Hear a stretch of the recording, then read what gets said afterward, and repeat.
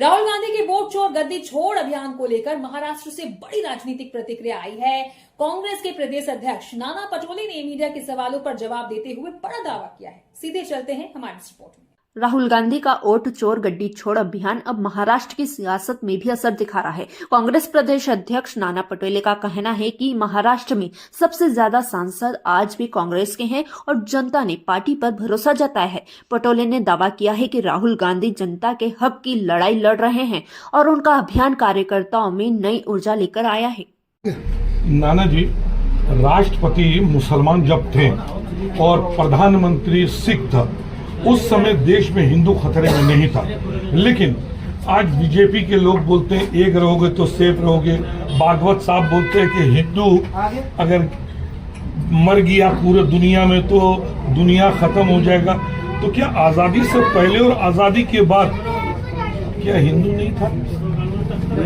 मोहन भागवत जी पहले 2 दिन पहले एक बार उनका स्टेटमेंट सुन रहा था कि देश के जितने भी लोग हैं कई जातीय धर्मों में उनका डीएनए एक है, ऐसा उन्होंने कहा। लेकिन मोहन भागवत जी अभी हिंदू खतरे में इस तरह की अगर बात करते हैं तो उनका ब्रह्म निराशा हुई है मोदी जी के बारे में कि वो हिंदू की रक्षा नहीं कर सकते। कई देश के कई राज्यों के मुख्यमंत्री हिंदू है, वो हिंदू की रक्षा कर नहीं सकते। और ये चिंता मोहन भागवत जी के मन में आई है, ऐसा मुझे लगता है। लेकिन मुझे लगता है कि मोहन भागवत जी ने ये चर्चा के करने से ज़्यादा हमारे देश की सीमाएं आज चाइना ने कब्जा करके रखा है, उसकी चिंता व्यक्त करना चाहिए। देश का किसान रोज आत्महत्या कर रहा है, रोज बर्बाद हो रहा है, उसकी चिंता करना चाहिए। देश में बेरोजगारी बड़े पैमाने में बढ़ती जा रही है, उसकी एक चिंता करना चाहिए। महंगाई बढ़ते जा रही है, उसकी चिंता करना चाहिए। और रुपया जिस तरह से गिरते जा रहा है, आज अभी 90 रुपये तक चले गया, तो वही चिंता व्यक्त करना चाहिए क्योंकि इसके परिणाम सब हिंदू समाज पे आने वाले हैं, इस देश के लोगों के ऊपर आने वाले हैं। ये चिंता मोहन भागवत जी ने व्यक्त करना चाहिए, ऐसा मुझे लगता है। अच्छा, जो राहुल गांधी जी जो आवाज हमेशा सच्चाई के लिए उठाता है विपक्ष के ओर से, तो उनको लेके 270 लोग ने जो स्टेटमेंट दे रहे हैं, जो लिख के दे रहे हैं, आपको ऐसा नहीं लगता कि सच्चाई के गले को दबा रहा है? सत्य परेशान हो सकता है, पराजित नहीं। और राहुल गांधी जी जो सत्य रख रहे हैं उसको कोई हरा नहीं सकते।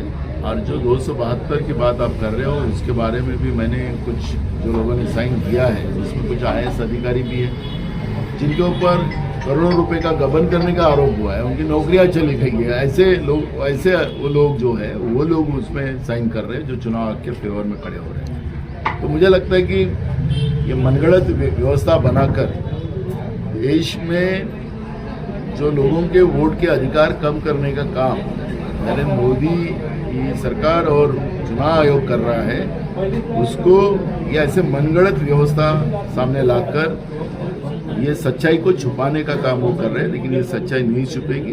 लोग अपने वोट के अधिकार की लड़ाई लड़ेंगे। जो बिहार में, महाराष्ट्र में जिस तरह से डकैती लोगों के वोटों पे डाली गई, उसके विरोध में बड़ा जन आंदोलन देश में खड़ा होगा और लोग इकट्ठा सामने आएंगे। अच्छा, जब राहुल गांधी वोट चोरी को लेकर बड़े पैमाने पर लोगों के बीच जा रहे हैं, लेकिन इसका असर कांग्रेस में, अपने महाराष्ट्र में कांग्रेस में दिखाई नहीं दिया। क्या कांग्रेस यहाँ पर कमजोर है?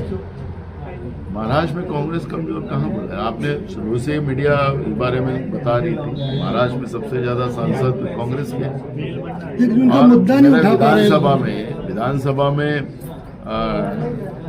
जिस तरह से चोरी हुई वोटों की, वो भी सामने आई। उसका जवाब चुनाव आयोग देता है कि हम माँ बहनों के फुटेजेस नहीं दे सकते, उसमें बदनामी हो जाएगी।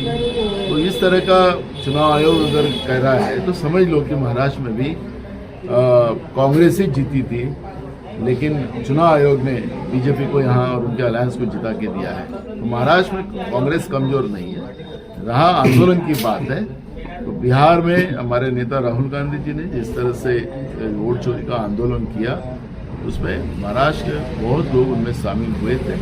और पूरे देश में अब जब ये मूवमेंट बढ़ेगी तो महाराष्ट्र उसमें अग्रगण रहेगा। क्या बिहार चुनाव का असर महाराष्ट्र में दिखाई देगा?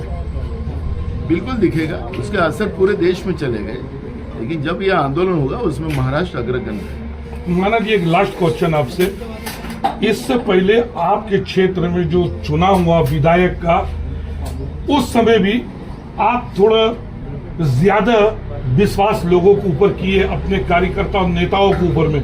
लेकिन आज भंडारा जिले में हमारे मीडिया का सर्वे में जयश्री बोरकर सबसे आगे है, लेकिन आप ही के पार्टी के चंद लोग किसके साथ बैठे थे कल रात को, परसों किसके साथ बैठे थे, वो फुटेज है मेरे पास।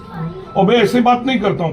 अगर ऐसे समय में अगर जयश्री बोरकर को लोग कमजोर करना चाहते तो वो तो कांग्रेस कमजोर हो रहा है। तो कांग्रेस में रह के और आपके गोद में बैठ के कांग्रेस के दाढ़ी नोच रहे हैं, तो उसके बारे में आप क्या बोल रहे हैं? देखो, आपके पास फुटेजेस हो तो आप मुझे दीजिए। ऐसे कोई बेईमान होंगे तो उनका तुरंत इलाज किया जाएगा, एक। लेकिन ये 2-4 लोगों के इस तरह करने से कोई फर्क नहीं पड़ेगा। वो भी मैं आपके माध्यम से बताना चाहूँगा। भंडारा शहर की जनता ने निर्णय ले लिया है कि यहाँ कांग्रेस को वोट करने का। कांग्रेस ही के समय में इस शहर का डेवलपमेंट हो सकता है, ये विश्वास भंडारा शहर की जनता के मन में है।